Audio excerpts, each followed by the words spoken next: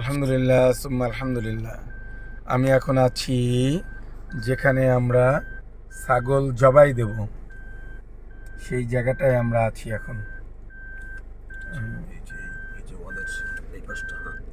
এই যে ওয়ালের এই পাশটা দেখতেছেন, এই জায়গাটায় আমরা ছাগল জবাই দেব। এই যে সবুজ সবুজ যে ইয়েটা দেখতেছেন, বাংলাদেশের পতাকা কালার, ওই সবুজের পিছনটায় আর কি, ওই দেওয়ালটার পিছনে আমরা ইনশাআল্লাহ ছাগল জবাই দেবো ইনশাআল্লাহ। আমরা ইনশাআল্লাহ পাথর মেরে আমরা এখানটায় চলে আসব।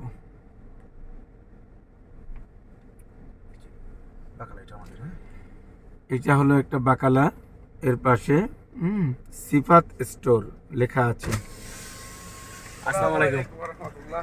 এত সুন্দর টাইমিং হয়ে যাবে একদম বুঝতে পারিনি। জি, আসসালামু আলাইকুম রাহমাতুল্লাহ। আমাদের এই গ্রুপের মোয়াল্লেম সাহেব অলরেডি আছে টানা ফ্যান লাগাইছি, আরো 2-3টা ফ্যান লাগাবো, হয়তো সম্ভব হলে একটা বড় এসি লাগাই দিব। ওই যে এই জায়গাটা মূলত ইনশাআল্লাহ আল্লাহ তাআলা চায় তো আমাদের কুরবানির জায়গা হলো এটা। এই জায়গাটায় আমাদের কুরবানি হবে, ছাগলের কুরবানি। আসলে এখানে সিস্টেম তো আলাদা, বাংলাদেশের মতন না রাস্তাঘাটে ধরে কুরবানি করে দিলাম। বাংলাদেশের মতন এখানে সিস্টেম না, এখানে সিস্টেমটা একটু ভিন্ন। এখানে হলো এরকম সেফ জোনে কুরবানির ব্যবস্থা করতে হবে। তো এখানে ওই যে সামনে যে বাকালাটা দেখছি, অর্থাৎ সিফাত স্টোর না কি স্টোর, যা হোক, ওনাদের এখানে বাকালা আছে, রেস্টুরেন্ট আছে ইনাদের, তার মালামালগুলো এখানে আছে আর কি।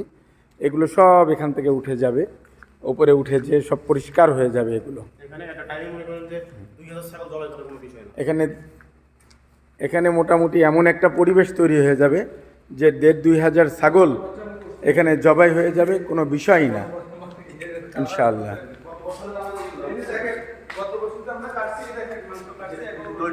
গত বছরের দড়ি এখনো পর্যন্ত ঝুলতেছে। হ্যাঁ, আমি এখানে দিয়ে দিই, আমার এখানে আইনা দিয়ে আমি থাকি না, লোকজন থাকে, ওরা প্রথম জব করে দিবে, মাংস পরে প্রথম কোরবানি হয়ে যায়।